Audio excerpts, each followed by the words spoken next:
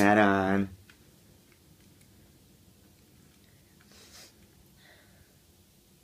Hi, pal! Hey, darling. Thanks for coming to Nancy's Nest, my love. Thank you all for having me. Burton Face Magic. So you went on to... Do you want me to quickly explain brick by brick? Yes. Yeah, okay. Wicked. So 15 amazing queer activists, artists who, in my humble opinion, are living the legacy and doing the work that we need to continue what Marsha and Sylvia started. A lot of every American, there's so much stuff written about America, but what's going on here? And of course it's just really important to document our movements so that we learn from them and then see where we can go from there. And just Queer Tours now been going 2.5 years, so much has happened. Mm-hmm. It's so how do we write up and where do we go from there? So you ran onto a runway. Who do you think you are? A border collie? So some do say that my energy is quite puppy-like. Oh wait, this is on. Is that on? Yeah, it's on. Yeah. So some do say that my energy is quite puppy-like, but in this particular event, we were doing very little running and lots of lying down in the cold. It was, as we've repeated many times in court over the past few months, it was a remote part of the airport and not the runway. Oh yeah, of course, yeah. But it's good to be reminded of that. Yeah, we shall I carry on? Yeah.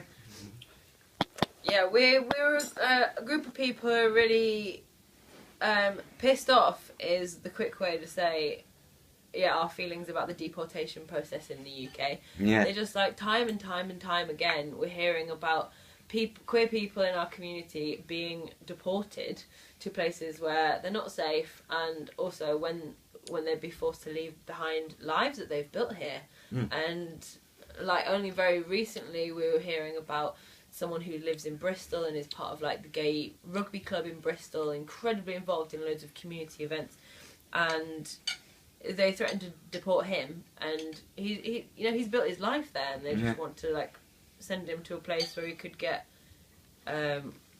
gang raped, gang murdered for being gay. And this is all with we know, because I guess caveat is I'm privileged to have been able to study and learn this, but a piece of our history in Britain that we are not reminded of enough is that its colonialism is one of the main reasons why homophobia is so entrenched in former colonies. Yeah.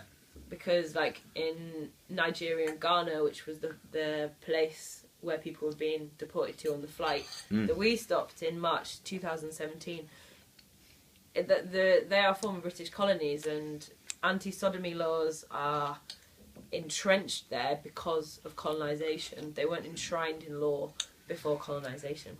Yeah. So there's some historical responsibility there, which is what led me to be one of the people who, I wish I'd been running around like a border collie. It would have been much more interesting for me. But we were lying down in the rain trying to stop this plane, and we did.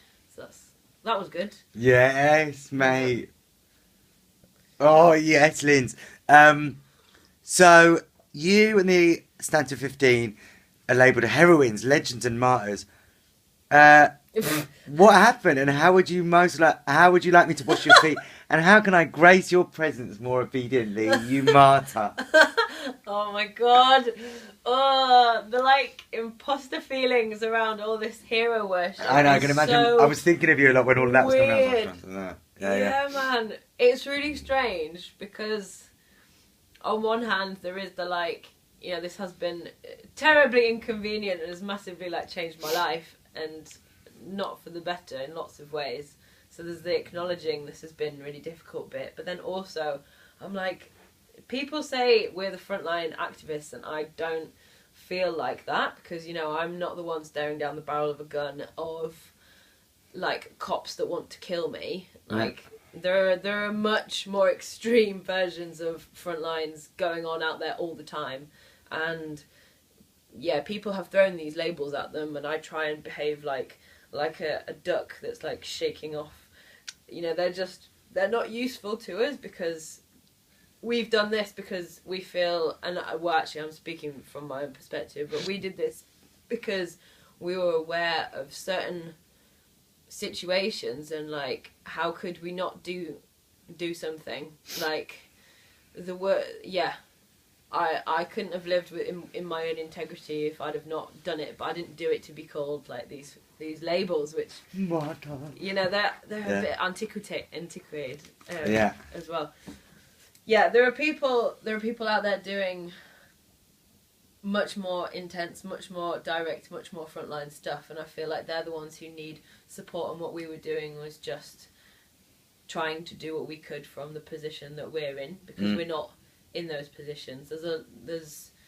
I definitely, the word responsibility and like words like duty seem a bit more appropriate, because it's like, I'm not going to go and like take myself to places where I could be in danger, that then means people around me have to like look after me, and then that like means that their struggle is more difficult. It's more like, here, this could be done, and it needed to be done, really, to like bring certain things to light. Yeah. I mean, we wanted to like take this. We could set up a martyr speaking tool. People wouldn't get it though, man. People would be like, "Oh, you are." I know. No. I'm taking the piss. Like, martyr speaking tool. Like, one of my main hopes from this is that other people feel called to do more direct action. Yes. About this, but don't tell anyone that, because I'm still having my probation. Yeah, of course. I mean, but that relates to one of the angles of the book. It was, the other working title was about getting arrested. Like, do we need to? Have we become timid, essentially? Because if we see the queer struggle, you see what happened in the Stonewall Inn. Anyway, this is in the questions, but one of the key narratives is like, have we become timid, etc. Yeah, it's interesting, isn't it? Because there can be this tendency to valorize being arrested and that kind of, more of a martyring type of action, which of course is being used by Extinction Rebellion at the moment. The martyr type action. The sort of like lots of people getting arrested to try and affect change. Yeah. But it's also like the contemporary situation that we're in right now. Legal aid cuts mean that getting arrested is a very costly thing, and I want to do an action in support of them, particularly Mark Schwartz. It's just like it's a very involved thing, and I like to think that there are more creative ways we can do direct action that don't mean that people have to be arrested with all of that hoo-ha that goes on. The multiplicity of tactics I'm very much in favour for, but everyone within their means. Yeah. I guess, actually, this wasn't in there, but it's just made me think of it. The action that we did last year before, the Property Developers Awards. Yeah. I fucking loved that. That was so fun. I want to do more stuff like that. That was so fun. Well, it is April this year. Great. Tell us a bit, let me just put the heat on. Tell us a bit more about... Oh, it is on. You cold? No, I'm alright. Yeah. Tell us a bit more about... We're wearing the same colour, by the way. I know, I was just like that. Yes, babe. Yeah. Yeah, tell us a bit more about... Because, about what did you enjoy? Why did you love it, that action? And what happened? So, one of the things I absolutely love about you, Dan, and all of the madcap stuff that you dream up and make happen, is this fundamental, no pun intended, issue of fun, right? Yeah. Because I can count, there's more than the fingers on my hands of like how many demos I've gone to where I've been like, I'm angry, I'm angry about this, I don't want this. And who's really listening to that? Like, I then become a number on a march that might get reported. Yeah. And really the most important thing about marches and demos is the fact that we're looking around and we see who's around us and we remember that we're strong as a movement.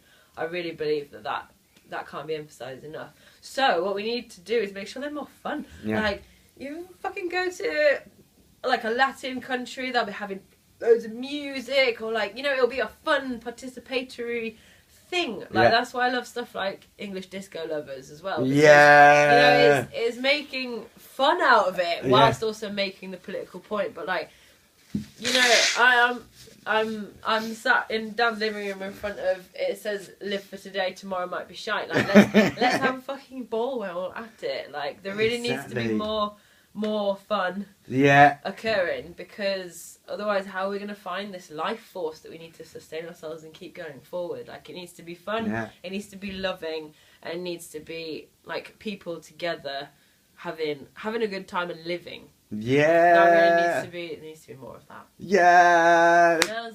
And what happened at the oh shit, if I actually I'll just tell Huda to come in here, whatever. Actually, let me just pause it, and then because I've got stuff